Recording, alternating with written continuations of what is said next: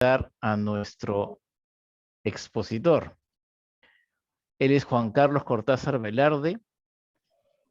Ha sido especialista líder en modernización del Estado del Banco Interamericano de Desarrollo, BID, por más de 15 años, donde estuvo a cargo del diseño y la ejecución de programas de desarrollo institucional en la región para diversos países, entre ellos el Perú, Chile, Argentina. Tiene 27 años de experiencia en el diálogo con autoridades gubernamentales, en la elaboración de proyectos de mejora institucional y de políticas públicas, así como en la gestión pública directa y la implementación de programas. Tiene sobrada capacidad técnica en diversas áreas, como gestión organizacional, gestión de las personas en el sector público, específicamente servicio civil, gestión de directivos, implementación de programas y proyectos, desarrollo institucional y en la formación de servidores públicos de línea. Es docente también en la Universidad de Chile, en la Pontificia Universidad Católica del Perú y en la Universidad Continental. Y puedo decir, me consta, que es una de las mentes más lúcidas entre los expertos de gestión pública de América Latina, y por eso es un gran honor, satisfacción y gusto tener con nosotros a Juan Carlos Cortázar. Adelante, Juan Carlos, bienvenido. Bueno, muchas gracias, Andrés. Gracias a la Universidad Continental y al programa de formación continua por esta oportunidad de conversar. No sé cuán lúcido voy a estar hoy, pero en fin, haremos un intento. Yo lo que voy a hacer es compartir algunas preocupaciones que estoy teniendo sobre cómo las cosas que vienen ocurriendo en los países, no solo de la región, pero vamos a centrarnos más en la región y en nuestro país en particular, respecto a la insatisfacción ciudadana con los estados, con las democracias y las nuevas demandas que van surgiendo, afectan nuestro rol como gestores públicos, ¿no? No simplemente es algo que ocurre y vemos en las noticias, o en lo que participamos de repente como ciudadanos, sino que es algo en lo cual, que además cuestiona, creo yo, las bases mismas de nuestra labor. Voy a compartir el PowerPoint y luego vamos a ver también un pequeñito video en algún momento. Bien. ¿Se ve bien? Ya. Sí se ve bien. Si lo puedes poner en modo presentación. Sí, Perfecto. ahí está. Bueno, bien. Gestión pública para contextos de incertidumbre. Yo también prefiero hablar, y bueno, de hecho, al final voy a hacer referencia al curso que se está ofreciendo, ¿no, Andrés? Esto de contexto de incertidumbre también de repente de manera más coloquial para tiempos difíciles, ¿no? Yo hago clases con varias gente de varios países en estos temas y cada vez es más recurrente la cuestión de ¿y qué hacemos, no? Qué complicado está todo y ahora ¿para dónde vamos? Bien, como todos más o menos tenemos alguna formación en esto, acercamiento, sabemos bien que una de las vetas más ricas que hemos heredado un poco de la última parte del siglo... bueno, voy a hacer la presentación y de repente después conversamos con los que tengan preguntas o dudas, ¿no? O contribuciones más allá de preguntas o dudas.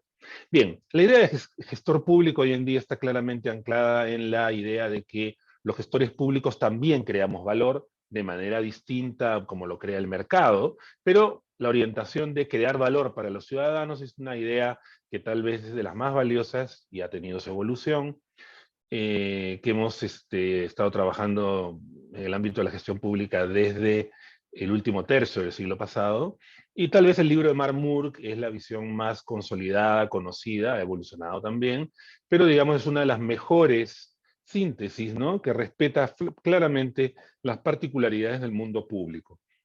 Y bueno, la idea fundamental es que el gerente público identifica, genera y aprovecha oportunidades para crear e incrementar valor.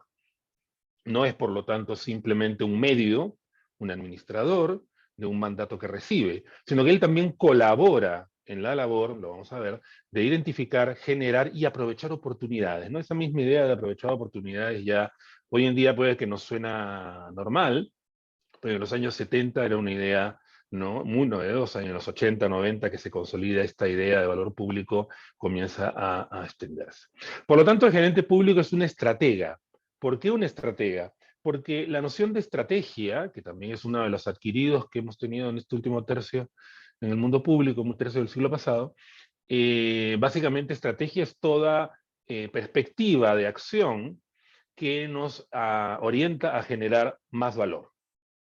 Esa es la idea de la estrategia, por ejemplo, en el mundo empresarial, ¿no? Una buena transposición de esta idea al mundo público, ¿no? Es que los gestores públicos también identificamos, generamos y aprovechamos oportunidades para generar valor, pero de un carácter diferente.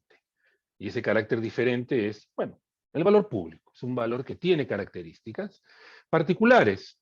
Básicamente, es un valor que se define en dos esferas. Por un lado, el beneficio, producto o servicio, fundamentalmente servicios. Hoy los estados de la región ofrecen básicamente servicios. Hay algunos productos, pero cada vez menos, o son productos asociados a servicios. Básicamente los estados son entidades que ofrecen servicios a los ciudadanos.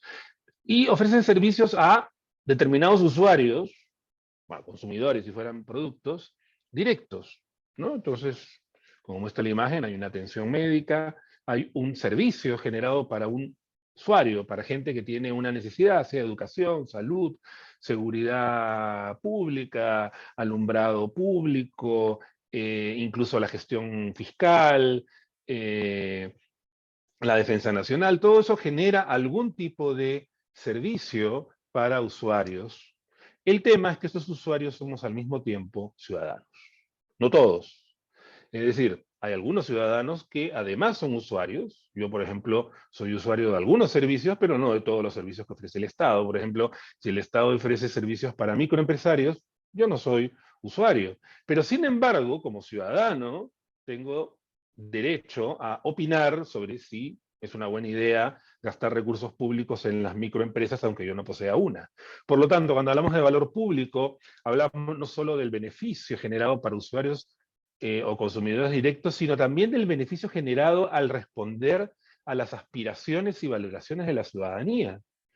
Por ejemplo, y esto se nota más claramente en esto que se llaman temas valóricos, uno podría no necesariamente estar dentro de aquellos que, por ejemplo, harían uso de servicios de salud reproductiva o de servicios que buscan reducir la violencia de género. Y sin embargo, es verdad que uno como ciudadano también tiene una opinión y lo expresa a través de discusión, polémica, voto, ¿no?, respecto a si esos servicios deben o no. Y este es un tema que va cambiando. Las expectativas y las aspiraciones y valoraciones de la ciudadanía van cambiando. Hace 30 años, pegarle a los hijos no era un tema privado, ¿no? Pegar a tus hijos, ¿no? Hoy en día es un tema público, te vas preso si es que les pegas. La violencia de género, la violencia intrafamiliar, como se llamaba, también, ¿no? Uno no iba a la comisaría a denunciar, las mujeres no iban. Eso es algo que se ha ido instalando en el mundo y en nuestro país también en los últimos 30 años, más o menos, ¿no? Entonces, cuando hablamos de valor público, no hablamos solo de esta esfera. Esta esfera, de alguna forma, es la que más nos podría emparentar con el mundo de la producción o entrega de servicios privados, del mercado. Tiene sus diferencias importantes, no las vamos a profundizar acá, pero digamos es el que más nos emparenta, mientras que esto es algo muy propio del mundo público, ¿no? Es decir, una empresa privada básicamente tiene como propósito satisfacer a sus consumidores o usuarios, y si bien tiene un conjunto de mandantes, ¿no?, los dueños de la empresa, el directorio, eso, digamos, no tiene grado de extensión ni de complejidad social y política que tiene la ciudadanía en general. Es esta dimensión la que hace indispensable para generar, para identificar y el valor público, ofrecerlo y aprovechar oportunidades, ¿no? La política como una forma de decidir qué es valioso, en qué vale la pena gastar tiempo, esfuerzo y capacidad y en qué no. Ahora, sin embargo, cuando hablamos del valor público, la cosa es un poquito más compleja todavía, porque el cómo se toman las decisiones importa. Entonces, si bien hay esta parte, ¿no? Generación de bienes y servicios para que respondan a problemas relevantes para usuarios y ciudadanos. Como hemos dicho, todos los usuarios son ciudadanos, no todos los ciudadanos somos usuarios de todos los servicios, ¿no? Los usuarios, pero son los ciudadanos que tienen una experiencia directa de ese servicio, de transporte, de salud, de alumbrado, lo que fuera. ¿Basta esto para generar valor público? Bueno, hay otro elemento, que el proceso de decisión sobre los bienes y servicios aporta valor por su carácter deliberativo. Entonces, la forma de definir legítimamente qué es valioso o qué es más valioso, ¿no? ¿Qué hacemos? ¿Compramos medicinas o compramos alimentos? ¿Qué hacemos? ¿Gastamos en defensa nacional o gastamos en proyectos agrícolas? Dado que los recursos no alcanzan para todo y la capacidad tampoco, tenemos que tomar decisiones de qué vale más. Y ahí el proceso deliberativo, en una democracia liberal y representativa a través de representantes, es fundamental. Entonces, para que hablemos de creación de valor público, necesitamos, por un lado, esta doble idea de generar algo valioso para usuarios, pero para ciudadanos también, aunque no sean usuarios, pero además mediante un proceso de decisión que es participativo, deliberativo, digamos, no hay la idea del gran dictador buena onda, ¿no? Que decide todo por nosotros, no, sino que hay un sistema representativo a través del cual los ciudadanos ejercemos nuestra voz y nuestro mandato. Esto, a fin de cuentas, es lo que nos lleva, ¿no? Bueno, hay tres dimensiones ahí del valor público que algunos autores rescatan, ¿no? Servicios, resultados y legitimidad. Los servicios están claramente anclados acá, en los usuarios que reciben servicios. La legitimidad y la confianza es una dimensión importante, como vamos a ver, que tiene que ver con este carácter deliberativo. No basta que el servicio sea útil, tiene que haber un proceso deliberativo de cómo se decidió que ese servicio se ofrece o no, por qué vale la pena gastar o no en combatir la violencia de género, por ejemplo. Eso es algo que tiene que ser deliberado, ¿no? Y hay resultados, ¿no? Más allá de los servicios y los entregables, esperamos, por ejemplo, que baje la tasa de violencia de género, y esto es algo que está vinculado a las dos dimensiones. Considerar esta complejidad a la hora de generar valor público, ¿qué es lo que tiene detrás? Este triángulo. Está en base a un texto del Banco Mundial y antiguo, porque, en fin, no es nada nuevo tampoco. En el mundo público, a diferencia del mundo del mercado, tenemos tres actores fundamentales. Los ciudadanos, que son los dueños del circo, digamos, ¿no? Los ciudadanos son los mandantes, los principales, que como hemos visto, parte de esos ciudadanos también tienen esta dimensión de usuarios, como ciudadanos y a la vez usuarios. Hay autoridades políticas, oficiales electos, y hay la administración, la gestión, los que proveen servicios. Usualmente nosotros estamos más acá, como gestores públicos. También podemos transitar acá, y obviamente también estamos acá. Ahora, fíjense que en el mundo del mercado, esta dimensión, propiamente esta de acá, no existe tanto. Existe este vínculo entre proveedores y usuarios. Pero los usuarios, como usuarios, no tienen ningún grado de autoridad sobre los proveedores, más allá de los que puede tener, yo qué sé, los derechos del consumidor, ¿no? Los que tienen autoridad sobre los proveedores son otras personas que son los dueños, los que ponen los recursos, capital, el directorio, los inversionistas. Claro que eso ahora está extendido también, puede ser una pluralidad de agentes y actores y personas, ¿no? Pero con el accionariado difundido y esas cosas, pero no es igual que esto, no es igual que la vida política y la ciudadanía. Ahora, fíjense que acá entonces los ciudadanos, por un lado, los ciudadanos expresan sus preferencias mediante el sistema político, es decir, eligen representantes. Este es uno de los puntos fundamentales de una democracia representativa y liberal, ¿no? Cada ciudadano, mediante su voto, esa es la mirada más liberal de la individualidad, expresa a través de representantes un mandato. Bueno, queremos que la violencia de género sea un tema de política pública, no queremos que la violencia de género sea un problema de política pública, ¿no? Eso se expresa en un mandato del cual estas autoridades ¿no? Delegan mandato y recursos a la administración. Es decir, si en el mandato está que hay que combatir la violencia de género, habrá que generar mecanismos, instituciones, programas, y por lo tanto poner capacidad, personas, información, habilidades y plata para que estos servicios, ¿no?, existan y se ofrezcan. La administración, el aparato público, si lo queremos llamar así, ¿no?, va a entregar, por lo tanto, servicios, leyes, regulaciones a los ciudadanos. Pero, ojo, por eso esta flecha tiene dos cabecitas, dos sentidos. Los ciudadanos coproducen y participan. Recordemos que estamos hablando básicamente de servicios.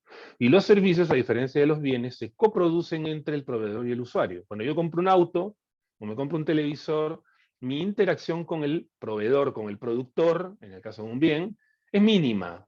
La garantía, en fin, en general yo nunca veo. El productor puede estar en la China, usualmente están en la China, ¿no? Y yo me lo compro acá, ¿no? En el Real Plaza, en Salaberry, y no tengo ninguna conexión con ese productor. Pero cuando yo voy al médico, el médico no puede proveerme servicios si yo por lo menos no le digo que me duele, o si yo no me tomo la medicación que me manda, o si yo no sigo, o sea, si hay una interacción, los servicios se coproducen. Por lo tanto, acá hay una participación de los usuarios, que además, y acá está la clave, en la complejidad, la singularidad del mundo público, ese ciudadano es a la vez mandante, dueño del negocio, dueño del boliche, genera mandato a través de este camino largo, y al mismo tiempo es usuario a través de este camino corto. Eso es lo que en general se llama el camino largo y el camino corto de la legitimidad.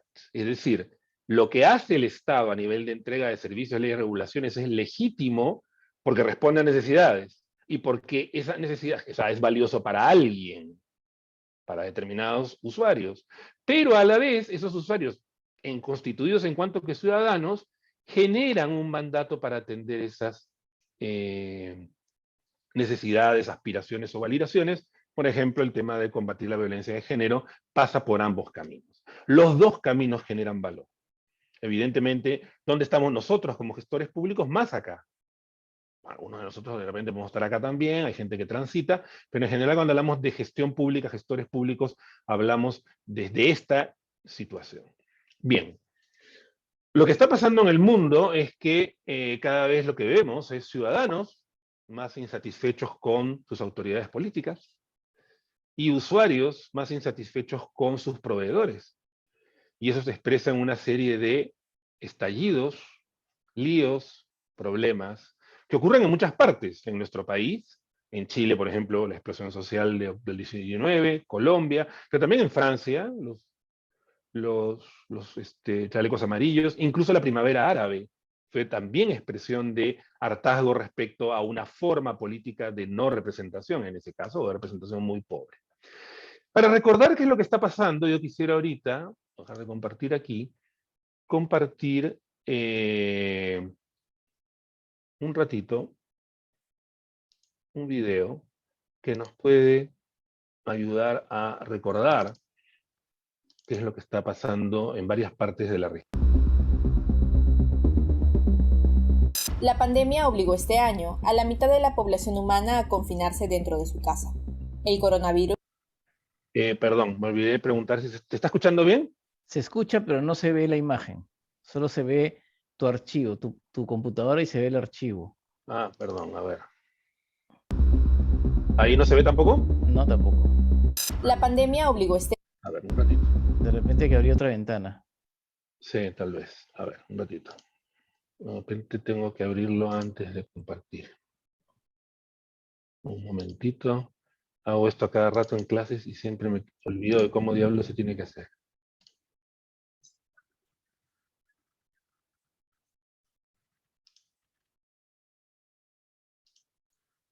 Ya. Ahora lo que tengo que hacer aquí es compartir. Paciencia, paciencia.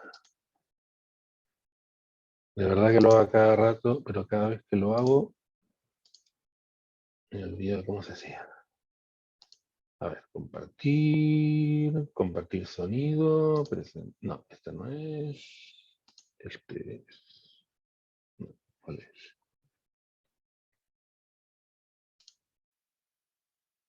Uy, a ver si se ve ahora. La pandemia obligó este año a la mitad de la población humana a confinarse dentro de su casa.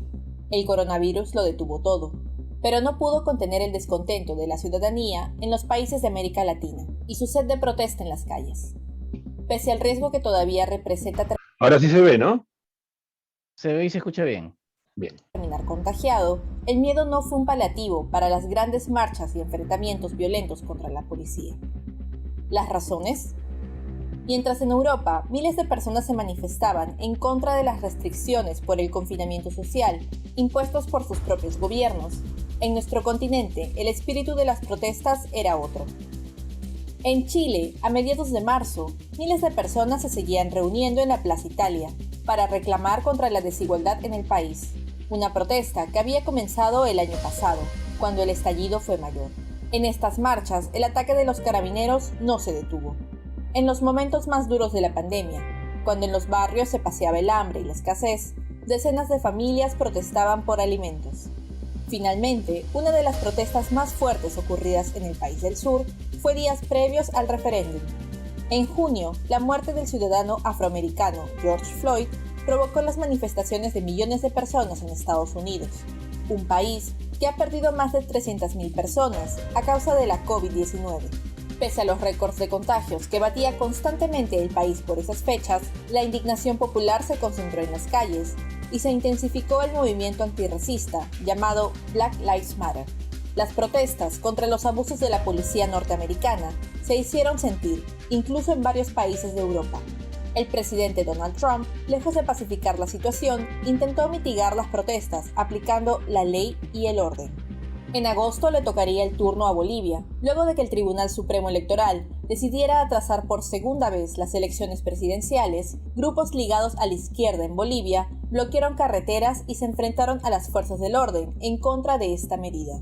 Colombia también se unió a la línea de protestas en América Latina, cuando en noviembre el Comité de Paro Nacional convocó a una serie de manifestaciones contra las medidas económicas planteadas por el gobierno del presidente Iván Duque.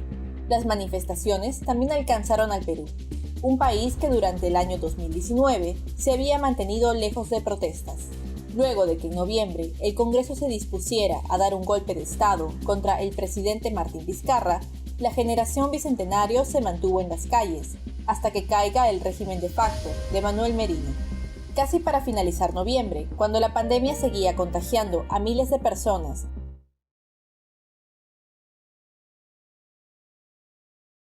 se vio en Guatemala. Allí, manifestantes incendiaron parte de las instalaciones del Congreso de la República, como protesta contra el presupuesto establecido por el gobierno de Alejandro Giammattei. La mayoría de las protestas lograron hacer retroceder a la clase política y revertir las medidas tomadas. Sin embargo, pensar que las protestas han terminado o se disiparon por la pandemia sería cometer el mismo error. Bien. ¿Qué está pasando? Y como dice al final el video, en fin, puede tener a veces miradas un poco distintas, pero sería ingenuo pensar que todo esto ya es historia antigua, ¿no? No. Lo que está ocurriendo es grave, nos cuestiona, remece justamente ese triángulo de legitimidad, ¿no?, que estuvimos viendo, que vimos acá. Y mis intuiciones van por ahí. ¿Qué es lo que está afectando esto y cómo eso desafía nuestro rol de gestores públicos? Yo no tengo las respuestas, pero por lo menos creo que tengo algún conjunto de preguntas que yo creo que estaría bien.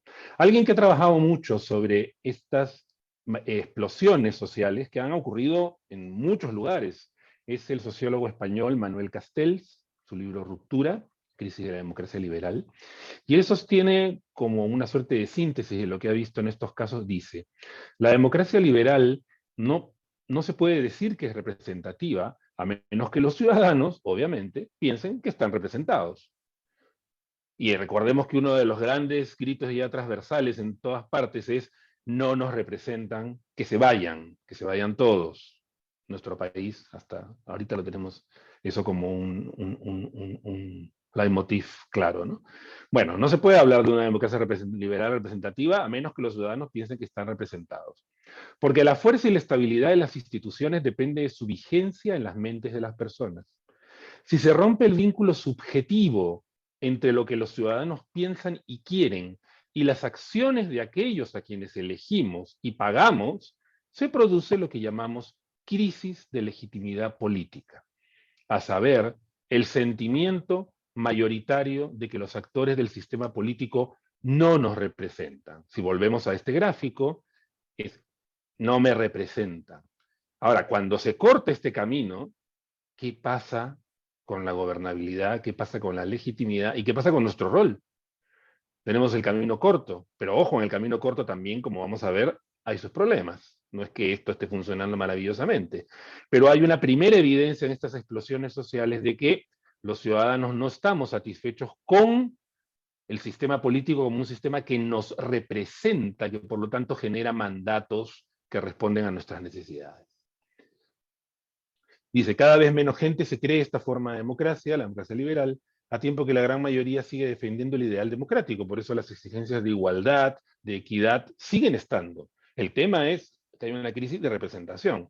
Precisamente porque la gente quiere creer en la democracia, el desencanto es aún más profundo en relación con la forma en la que vive. Bueno, es un texto que se puede analizar, está disponible. Él plantea una serie de factores que influyen en ello, los va a pasar muy rapidito.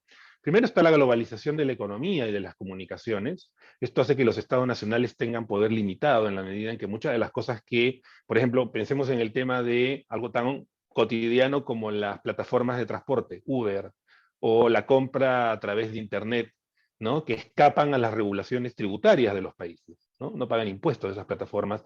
En algunos países han comenzado a ponerles impuestos. Entonces, los estados nacionales se ven con poder limitado frente a esta globalización donde ya los poderes globales no responden a las limitaciones o a las regulaciones de los estados, ¿no? También hay una importante desigualdad social según cómo se articula uno a esos procesos globales, por ejemplo, de la comunicación, ¿no? No es lo mismo si no tienen internet estable y puede participar en este webinar, ¿no? Que muchos de los chicos o chicas, ¿no? Que han tenido que subirse al cerrito en áreas rurales para poder captar algún tipo de señal de internet con teléfono, lo como puedan para estudiar con la pandemia. Definitivamente la pandemia, vamos a hablar de eso un poquito, ha exacerbado todos estos problemas. Un predominio de la lógica restricta del mercado, también lo encuentra él, ¿no? Parte de las reformas del último tercio del siglo pasado generaron una mayor colaboración o un mayor rol del mercado en generar parte de los bienes y servicios públicos, ¿no? Y eso ha generado en algunas áreas, por ejemplo, uno clarísimo, el tema de pensiones, ¿no? Entonces la idea de el sistema privado de capitalización individual, ¿no? De alguna forma reproduce desigualdades según se critica, ¿no? Sigue una lógica de lucro y no de generar, bueno, en fin, toda la crítica que hay. Disociación entre Estado y nación, hay decisiones que se toman en instancias que están más allá de la representación directa de la ciudadanía. Y por eso, por ejemplo, todos los gobiernos tienen estas acciones de acercarse, hacer reuniones, gabinetes o reuniones de congresos en regiones, porque se siente que las instancias de representación están tan lejos que uno como ciudadano, más allá de votar cada 5 años si vota, no tiene mucha idea de cómo vincularse o cómo incidir en esas instancias de representación, más allá de que en muchos lugares existen mecanismos, pero no se confía o no se conocen o no se usan. Luego hay un punto que acá me interesa mucho, lo vamos a ver en un momentito, las demandas identitarias. Es decir, han surgido un montón de demandas que antes no estaban tan presentes, fíjense. Primero las de pueblos originarios, ¿no?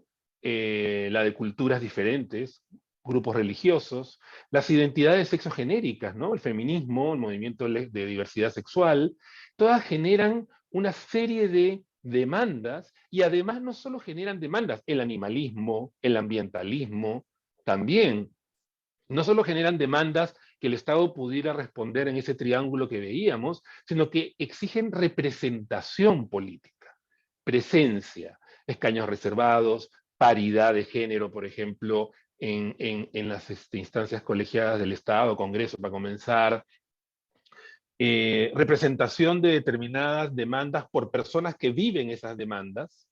Fíjense que hay una diferencia importante, por ejemplo, en los años 60, 50, y en general en las democracias liberales en adelante, en el mundo moderno, hay personas que pueden representar a otros, aunque no compartan sus condiciones de vida. Pensemos, por ejemplo, en cuántos políticos han representado, o sea, Aya de la Torre, Díaz Canseco, Hugo Blanco, ni Aya de la Torre era un campesino del norte, ni un obrero, ni Mariátegui era un obrero, ni Hugo Blanco era un campesino, pero representaban. Hoy en día, en cambio, las exigencias de representación pasan por que esté un campesino en el Congreso, que esté una persona que ha hecho hablante en el Congreso, que hayan mujeres en el Congreso. Bueno, en el Perú la verdad no estamos muy maravillosos en eso, pero hay otros países que sí tienen medidas para eso, ¿no? Por ejemplo, escaño reservado, ¿no? Pero en general hay un surgimiento de demandas identitarias que no se mueven necesariamente en el eje izquierda-derecha o en un eje económico de clase, ¿no? Cuando uno habla de movimientos como el feminismo o el ambientalismo o el animalismo o los pueblos originarios, no hay un eje de clase social ahí. Bueno, la difuminación de la separación entre el poder político y el poder económico, cuya expresión más grave es la corrupción política, ¿no? Cuando ya no hay una diferencia entre el poder político y el poder económico permea el poder político.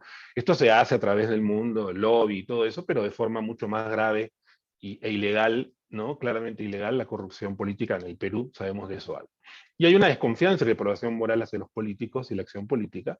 Hay una degradación en la vista de los ciudadanos de la acción política que genera esta bendita idea de que se vayan todos, nadie me representa. Y el asunto es quién nos representa, cómo funciona la democracia sin representación. No somos un cantón suizo ni la Atenas clásica de Pericles, ¿no? Donde a mano alzada podemos decidir las cosas.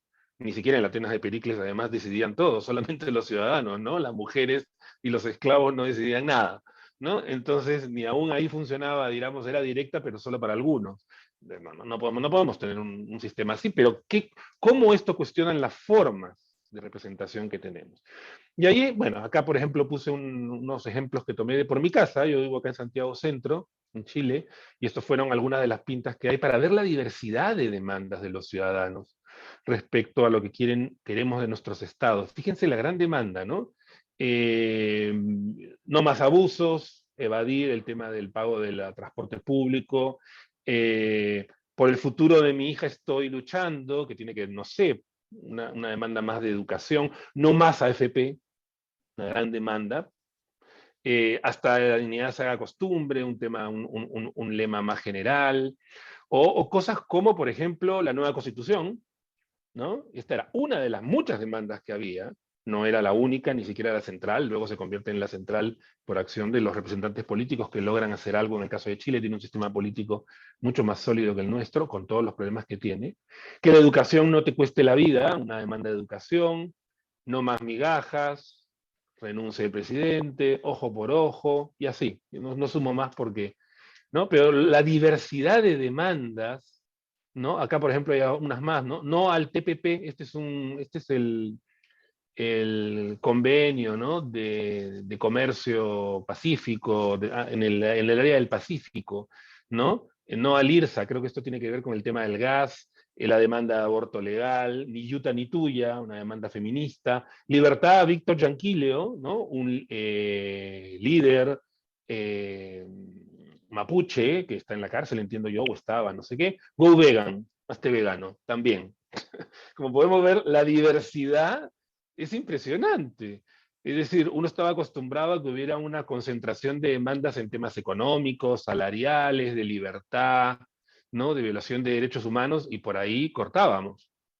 Pero ahora, desde el aborto hasta Go Vegan, protección a los animales, la educación libre, ¿cómo es? Pública y gratuita, en fin, no más AFP, todo mezclado. ¿Por qué? Porque esto tiene que ver con lo que está pasando, y la idea y las intuiciones que tengo, por lo menos, de identificar algunos de los procesos y plantearnos las preguntas de qué podemos hacer como gestores públicos, ¿no? ¿Qué implica todo esto para nuestro rol de gestores públicos? Recordemos a Castells, hay una crisis de legitimidad política, pero no solo hay eso. Y aquí yo quisiera retomar este esquema.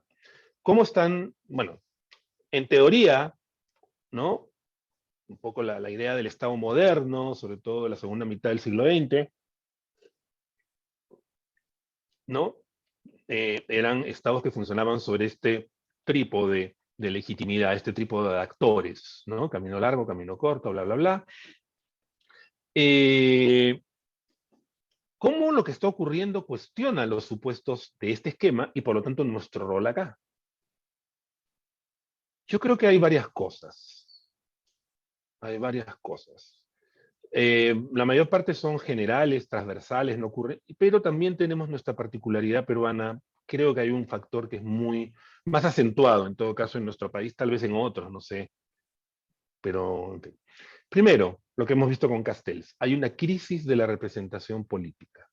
Captura por parte de intereses económicos, lo estamos viendo, por ejemplo, hoy en día en la representación política, ¿no? Donde tenemos que los mineros informales, o que los de las combis, o que de repente tal grupo de universidades que no están avaladas y quieren que el sistema de evaluación se acabe, ¿no? Tienen ya una expresión no a través de partidos, sino de forma directa, ¿no? Son intereses económicos específicos que dicen, esto de la intermediación, que me representen, no, yo voy y estoy y voto leyes que benefician a mi sector, los profesores, ¿no? En sus dos versiones, por ejemplo, en nuestro país. Eso pasa también, por ejemplo, en Argentina con los piqueteros, ¿no? El movimiento social piquetero, ¿no? También busca representación política, no por las líneas ideológicas de peronismo o la derecha argentina, sino por su propia cuenta.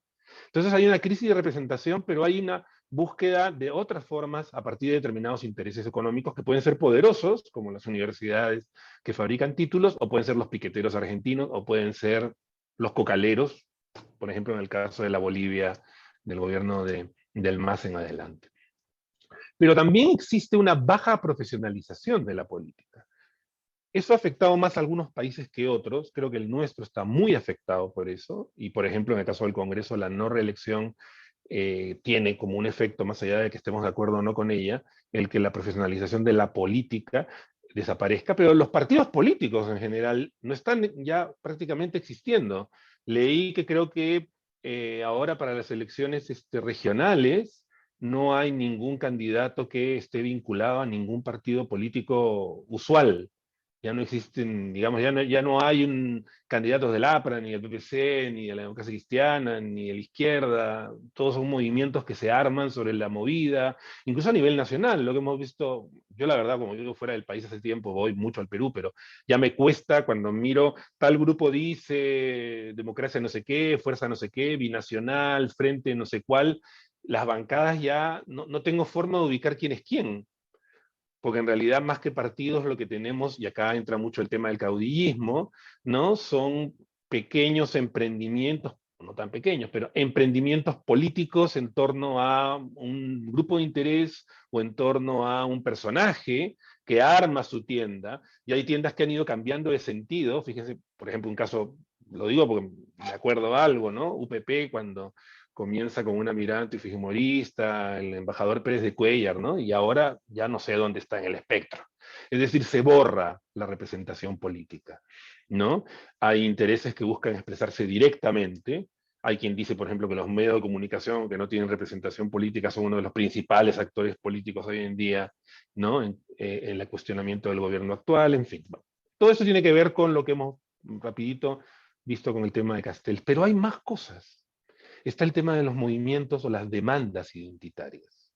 Todas las demandas de los pueblos originarios que de alguna forma han dado pie ya desde fines del siglo pasado, sobre todo en Bolivia y en Ecuador, hoy en día en Chile también tiene mucha presencia, esta mirada decolonial, donde ya el eje no es tanto es un eje que tiene que ver con el capitalismo, aunque está vinculado, y con las luchas de clase, sino tiene que ver más con identidad de un pueblo originario previo a la conquista, y cómo la colonización, el desprecio y el arrinconamiento y el castigo de determinadas identidades culturales y étnicas, ¿no? Hoy en día se recupera como sectores o poblaciones o naciones, incluso en el caso de Mapuche es una nación, ¿no? Creo que algunas cosas de la selva, de la Amazonía peruana podrían caber ahí, tal vez, otras no. Otros son más bien culturas, aunque no tengan expresión nacional, pero todas tienen una expectativa de representación política. Y eso no pasa. No es fácil de digerir por el sistema político, ¿no? Porque cuando un mapuche o una yaninca, ¿no? Utiliza algún escaño reservado, por ejemplo, para llegar al Congreso, si es de derecha, si es de izquierda, no es muy relevante. O un representante de enfermos de cáncer, acá en Chile también era una de las grandes demandas, ¿no? Y llegaron incluso a la constituyente, ¿no? Muchos de estos movimientos. Bueno, el feminismo, el ambientalismo. Una cosa importante, las demandas de diversidad sexual, acá me faltó poner el animalismo también. Muchas de estas demandas nos pueden, yo cuando veo Go Vegan o cuando veo las demandas animalistas, debo reconocer que a ratos digo, wow, y esto está bien, ¿no? Es un tema privado, pero no es privado. Se está convirtiendo en tema público. El cuidado de los animales, el respeto a los animales, el medio ambiente ni hablar, ¿no? Con lo del calentamiento global y con el tema de las pandemias. La violencia de género y la inequidad de género en general es un tema que ya está planteado hace tiempo, pero hoy en día tiene mucha más fuerza a partir de la agudización de la violencia. Y esto busca expresarse, pero de una manera que no necesariamente pasa por acá. Al contrario, si pasara por acá se deslegitima. Hoy en día, por ejemplo, no sé, hace poco hubo una marcha frente a la OIT porque estaba Bachelet, la de Derechos Humanos de las Naciones Unidas en Perú, y eran organizaciones feministas, pero ninguna presencia de sistema político, de partidos. Entonces, los movimientos identitarios en base a identidades específicas también cuestionan este camino largo. Buscan entrar, pero no se sabe bien cómo entran, cómo se organizan, cómo participan. Algunos países, por ejemplo en Chile con la constituyente, están buscando mecanismos, hay una gran discusión ahí, para ver cómo pueden entrar a tener representación. De hecho, lo tuvieron en la Asamblea Constituyente, en la Convención Constituyente chilena. Tuvieron presencia fuerte, incluso mayor que la de los partidos. Lo cual está generando ahora, que se tiene que votar el nuevo texto constitucional, un gran conflicto porque estos dos mundos podrían vincularse, pero todavía no sabemos cómo. Bien, vamos un poco más. Además de esto, tenemos nuestros viejos amigos, ¿no? De patrimonialismo y corrupción. Somos estados no plenamente burocráticos en el sentido sociológico del término, ¿no? No como insulto. Fue una forma de organización política y de organización del trabajo.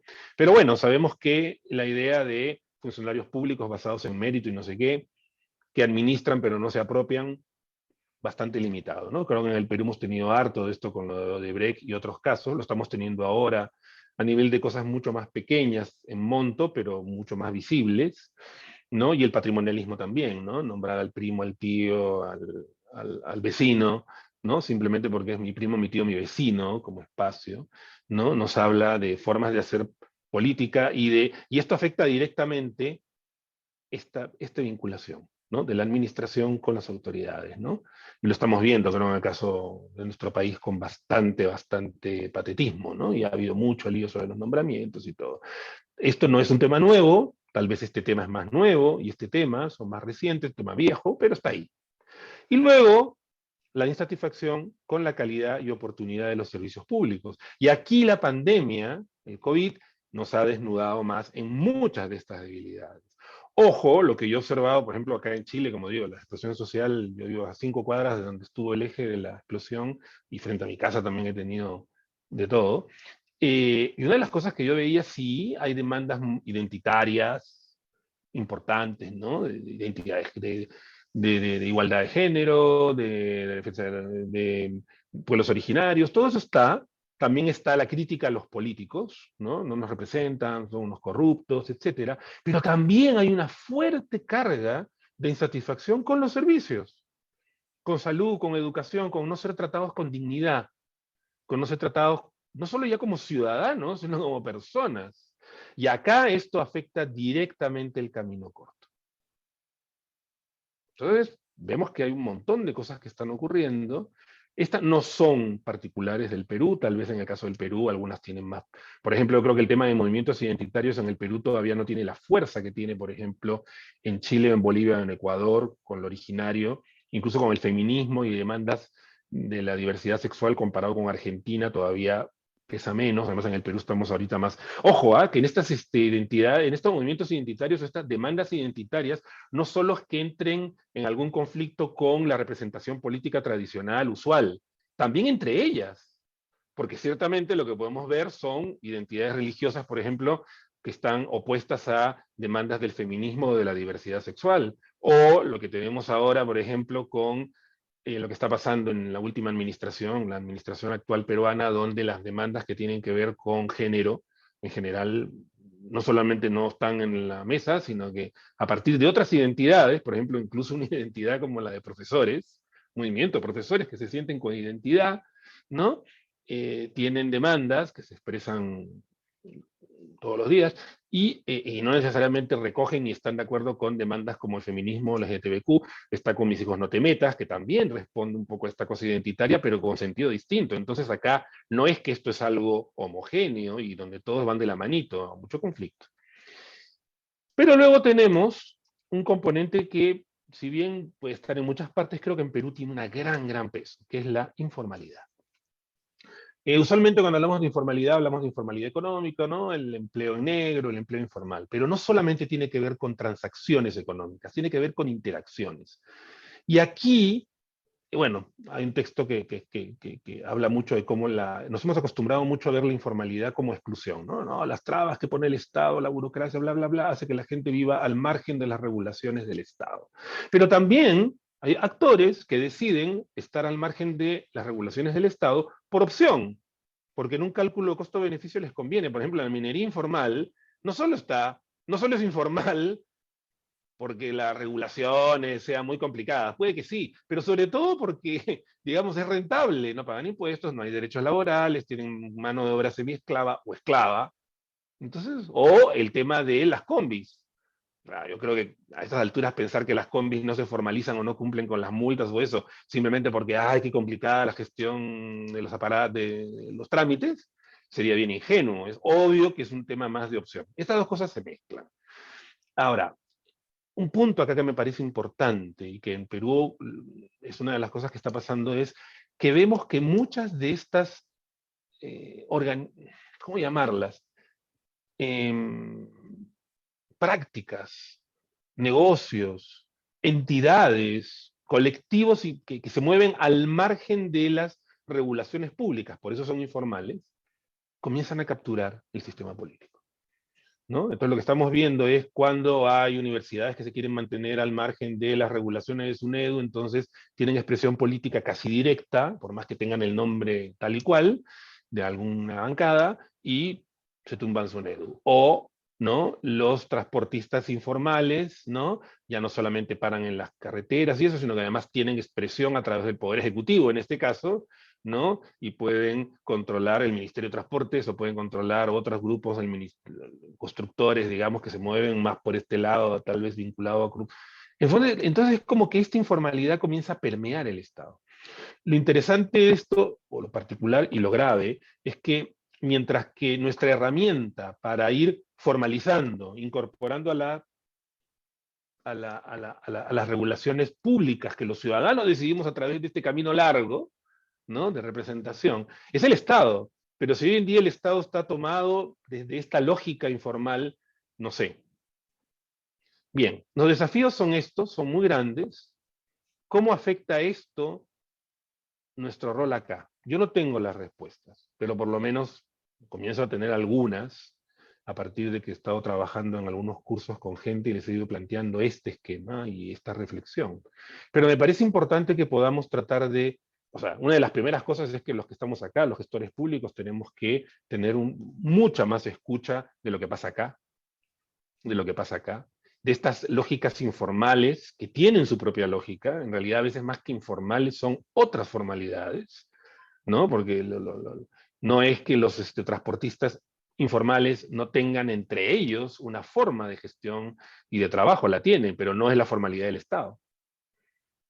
La insatisfacción con la calidad, por ejemplo, una de las cosas que ha sido resultado de la pandemia es una vuelta de tuerca en la cual los ciudadanos piden mayor presencia del Estado, ¿no? Un Estado que cubra más, por ejemplo, pensiones, educación pública mejorada. Hay hasta quienes plantean, no, una línea de bandera, una línea pública, por la verdad del exceso, en el extremo, digo, ¿no?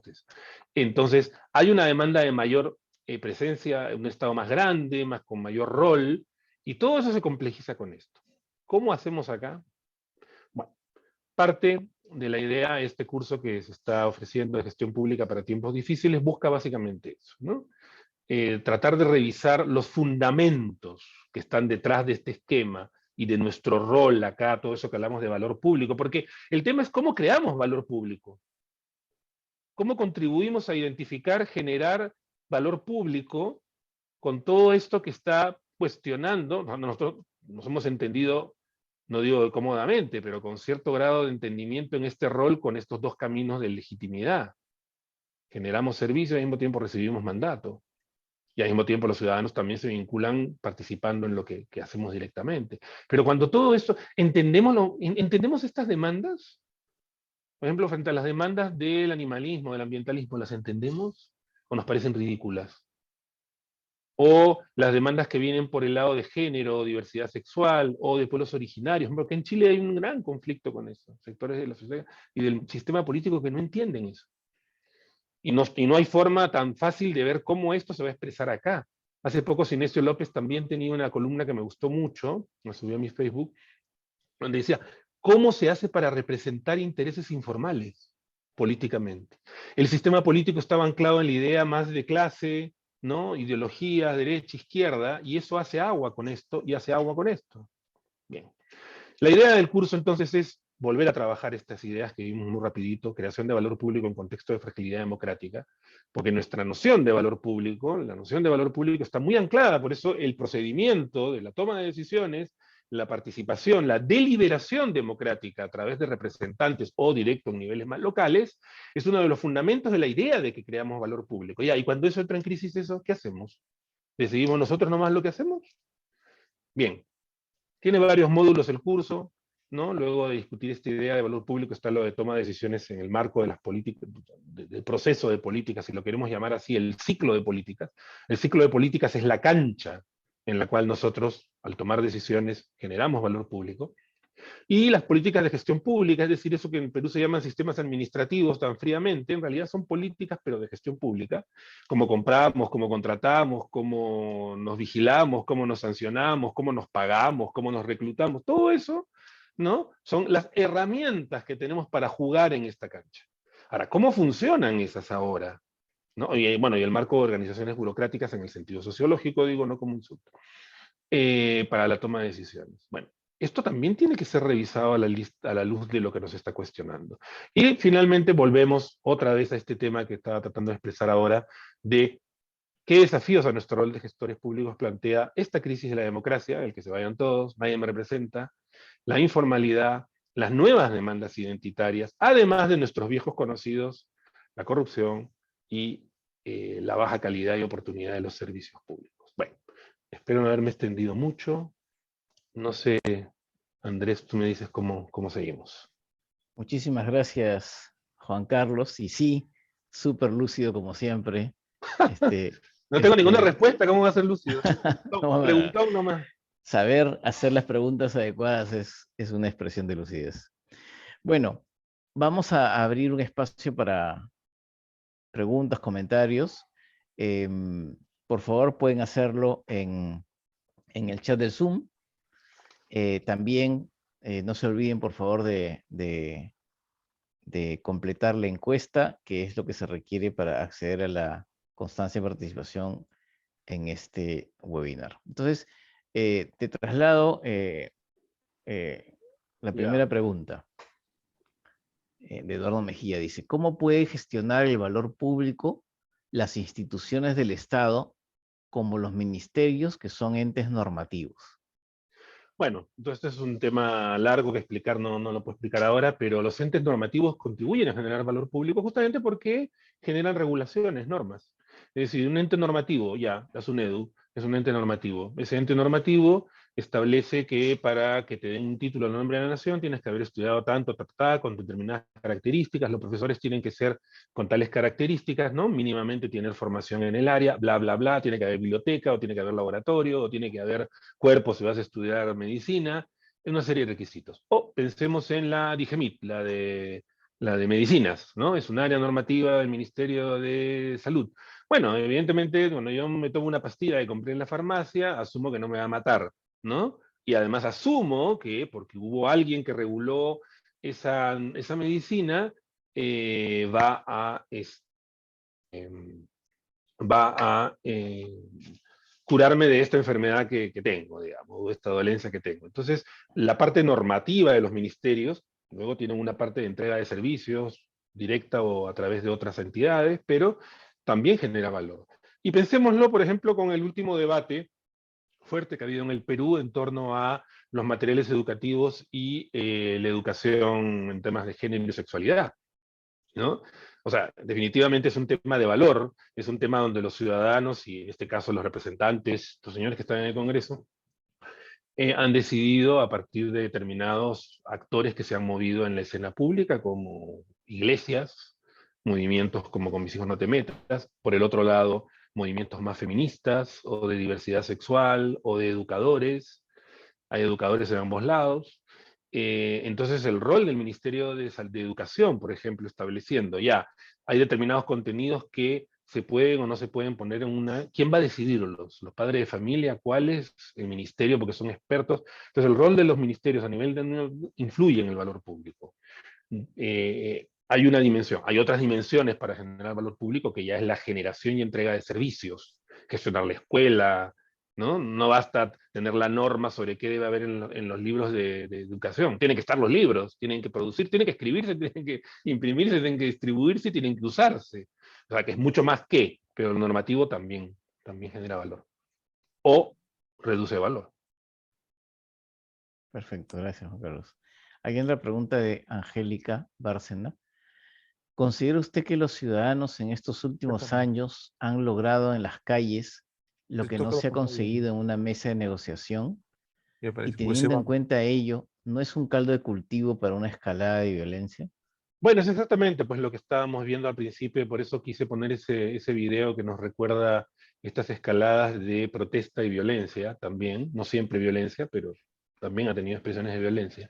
Y claro, tu pregunta es bien interesante, porque dice, han logrado en la calle lo que no se ha logrado a través de la negociación política, el sistema político, es decir, salgo a la calle porque ya nadie me representa, salgo a la calle porque lo que están haciendo ya me parece tan bárbaro que salgo a protestar, a gritar, ¿no? No hagan esto, hagan lo otro, que se vayan, no me representan. Tal vez en el caso de Perú, con lo que pasó con Merino, y eso ya era un caso mucho más al hueso, digamos, ¿no? De un gobierno legítimo o no. Pero también ha habido, ¿se acuerdan ustedes cuando vieron las marchas de los que llamaban, ¿cómo eran? Los pulpines, ¿no? Era contra una norma y no sentían que hubiera ningún mecanismo político, ¿no? Que los expresara y los cobijara, y entonces salen a la calle, se organizan a través del WhatsApp, ¿no? Y salen a la calle, protestan y se tumbaron unas normas.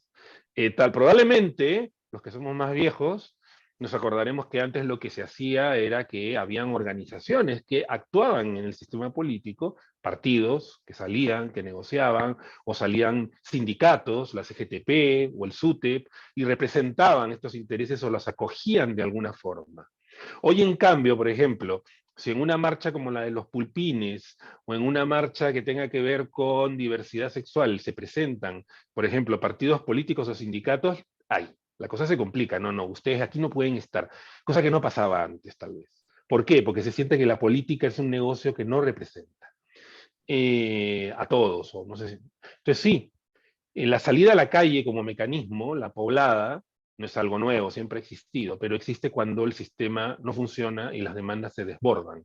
Ahora, cuando eso comienza a hacerse regular, ahora, en el Perú parece que siempre, no sé, estamos de regreso, ¿no? Ahora ya nadie sale porque ya, en fin, hemos salido tantas veces, ¿no? Que parece que ya para qué, y como todos los días hay algo nuevo, pero a la larga, claro, en la medida en que los mecanismos no funcionan, sobre todo el mecanismo largo, ¿no? De representación, la calle adquiere características de representación, pero es una representación compleja, porque no tiene liderazgo, porque no tiene objetivos de repente tan claros. Lo de los pulpines, claro, en una norma, ¿no? Pero cuando sales con algo más general, como pasó en Chile, o en Colombia, o antes en Brasil de Dilma, eso se olvidaron en el video, ¿a quién demandas? ¿Qué demandas? ¿Qué exiges? ¿Qué es lo que hay que derogar? ¿Qué es lo que hay que poner?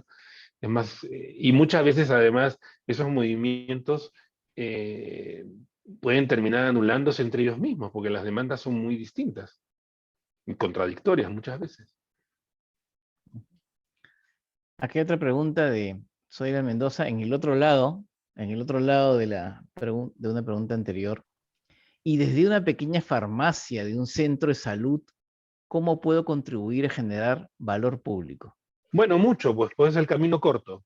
Es decir, tú entregas servicios. Una farmacia de un centro de salud que de alguna forma puede percibir qué necesitan las personas de ese lugar, qué dificultades tienen, qué aprehensiones. Muchas veces la gente no se toma la medicación. Bueno, recordamos la vacuna, ¿no? ¿Cuántas partes, yo me acuerdo, sobre todo en Puno, creo, ¿no? Pero también en Ucayali, no me acuerdo, hubieron varias regiones del país donde las personas no se vacunaban porque tenían miedo, porque alguien dijo que yo vi que fulano le pusieron y leí una noticia que en Nueva Zelanda alguien se la puso y se murió. Y ahí yo creo que hay un rol pues, fundamental, por ejemplo, del servicio de salud a nivel local. O sea, definitivamente, ¿no? Los servicios locales, educación, o ASI, ¿cómo se llaman ahora? No me acuerdo ya. Una más creo que se Una llamaba. más. Soy un poco antiguo yo, perdónenme. Generan valor público a través básicamente de ese camino de proveer servicios y lograr la participación en la interacción y la coproducción de los ciudadanos. Perfecto. Acá hay una pregunta de Susi Sobero. ¿Qué le falta o qué necesita el Estado para poder llegar a una negociación y generar valor público? Bueno, es parte de lo que traté de expresar al final con el triángulo y las distintas ventanitas de todo lo que nos está cuestionando, ¿no? O sea, el Estado ya antes de que pasara todo esto y antes de la pandemia y todo, reconozcamos que nos faltaba mucho, que trabajamos en el Estado para poder generar mayor valor público, pero creo que ahora, por un lado, la pandemia ha debilitado mucho el aparato público, ha desnudado muchas debilidades que estaban ahí. Claramente la crisis política, la crisis del sistema político redunda. O sea, ¿ustedes han preguntado por qué Perú fue el último país en comprar vacunas? No solamente porque era difícil, pero nosotros hemos sido de los últimos. ¿Por qué?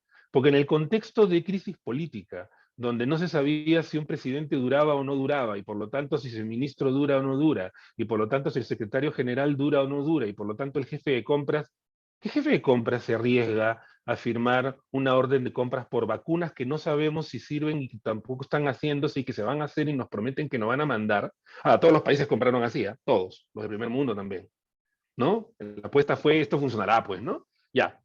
Pero si además de eso le sumas toda la reacción que había en nuestro país a los temas de gran corrupción, que estaban muy presentes, ¿no? Y por otro lado, la idea de, si yo firmo esto y se cae el gobierno, el que venga dirá que yo hice esto, no hice lo otro, no, yo no firmo. Y de hecho también es lo que está pasando con la UREA. O sea, lo de URI es un problema de compras públicas donde hay evidentemente incapacidad, no hay capacidad de prever. Leí que habían echado como a 40 personas con mucha experiencia en el Ministerio de Agricultura, bueno, lo leí, no sé, la verdad. Y entonces faltan capacidades y además estamos retrocediendo en capacidades, ¿no? O sea, el Perú, un país que yo entiendo que comprar URI era algo regular, que había que ver cómo venía el año, y claro, ahora está más complicado con lo de Ucrania. Oye, pero lo de Ucrania no es algo que, o sea, ¿tiene cuánto tiempo ya? Más de medio año o medio año, o sea, para prever y comprar. Entonces hay capacidades que se están perdiendo, ¿no? O que están en cuestión y tiene que ver con personas y esto, ¿no? Entonces nos falta mucho, pero además la situación actual, la pandemia, lo de la escasez, la subida de petróleo, todo eso nos genera mayores dificultades para generar valor público. Pero si además tenemos estos temas más estructurales, que yo creo que nos van a llevar a un cambio epocal, ¿no? De época en gestión pública, ¿no? Como son las demandas identitarias y como es la crisis de la representación y del sistema político como sistema que representa, sí, pues, bien difícil llegar a una negociación y a generar valor público. Por eso es que me inquieta, por eso, bueno, a Andrés le satisface.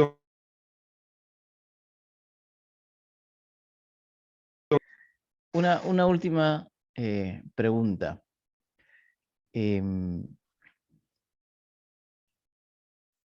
¿Qué tipo de gestores públicos son los que deberían tener estos fundamentos, esta claridad para aplicarlo en su quehacer, digamos, como gestores públicos. O sea, yo creo que estos factores que cuestionan las bases de nuestro trabajo como gestores públicos afectan todos los niveles. Si uno es director general, viceministro, o si uno está a cargo de la farmacia, como decía aquí Zoila, ¿no? No me acuerdo quién. Sí, Zoila. Uh-huh. Porque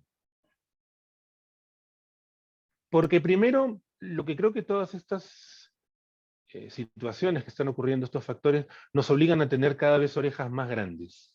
Hay que escuchar más, ¿no? Hay que escuchar más. Aún hay que escuchar esas demandas que no nos gustan, o que nos pueden parecer irrelevantes. Sí, no, este tema de los animalitos. No, no, no, no.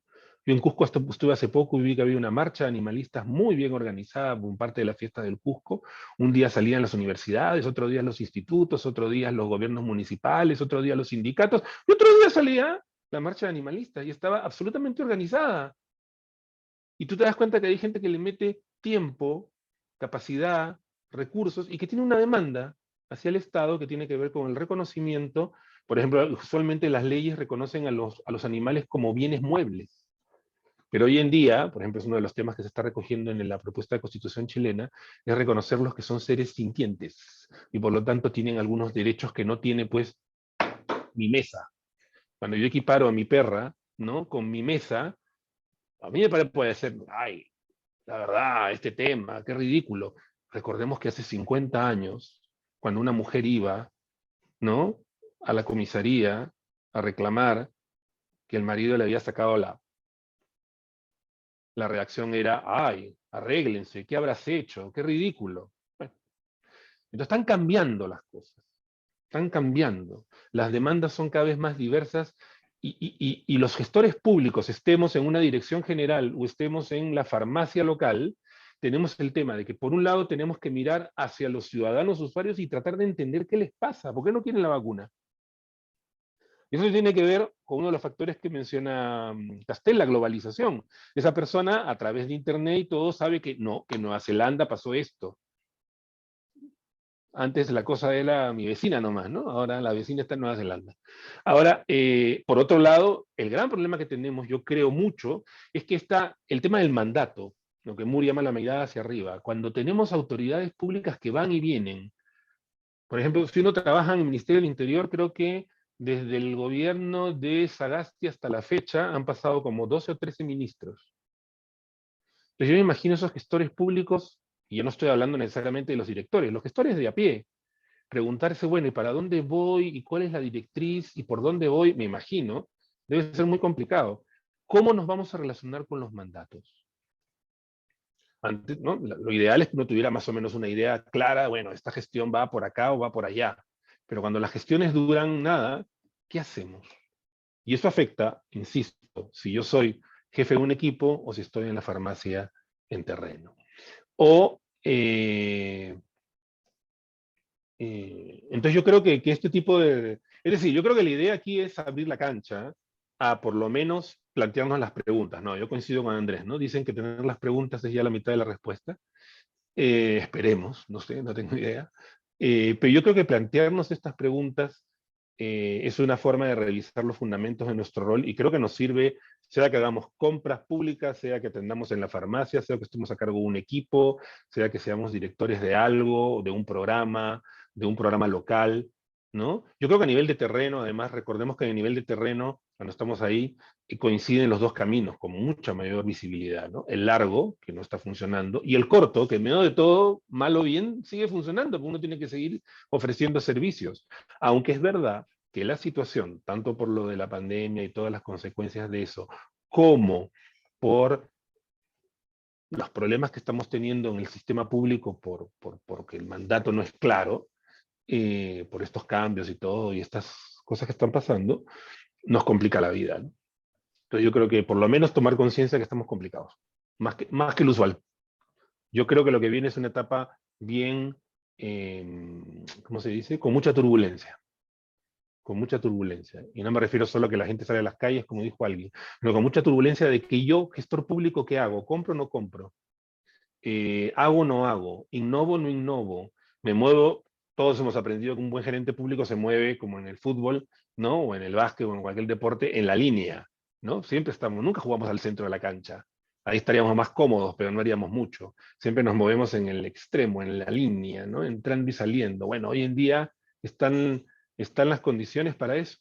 ¿Cómo lo hacemos? O tal vez hay que reforzar, por ejemplo, las políticas de los sistemas administrativos. Es el momento de innovar, es el momento de defender. El otro día leí, por ejemplo, que en uno de estos consejos de ministros descentralizados había alguna demanda de algún grupo de que había que flexibilizar y adaptar la ley de compras públicas a la realidad regional. Yo digo, ya, los servicios de salud, la educación, la alimentación, me hace sentido. En las compras, ¿qué diferencia puede haber en construir no voy a mencionar un puente, yo qué sé, una vereda, un puente, ya, pues, un comedor popular? O sea, la forma de licitar, ¿es el momento de ponernos a hacer eso? O más bien, en un momento en que uno siente que hay cosas básicas que comienzan a caerse, no habrá que defenderlo, ¿no? Yo a ratos me pregunto si no es que hay que entrar por ahí. No estoy seguro si es un momento reformador o es un momento más de, en el buen sentido del término, conservar bastante de lo avanzado. Porque hay áreas en las que estamos retrocediendo muy fuertemente. Servicio civil, eh, políticas de derechos civiles, como por ejemplo los de género, en educación, ¿no? Entonces, no sé, no sé. Perfecto, muchísimas gracias, Juan Carlos. Realmente muy, muy importante, muy desafiante tu exposición, y ciertamente este programa eh, que, que cuenta contigo como docente va a ser muy, muy importante. Justamente sobre ese tema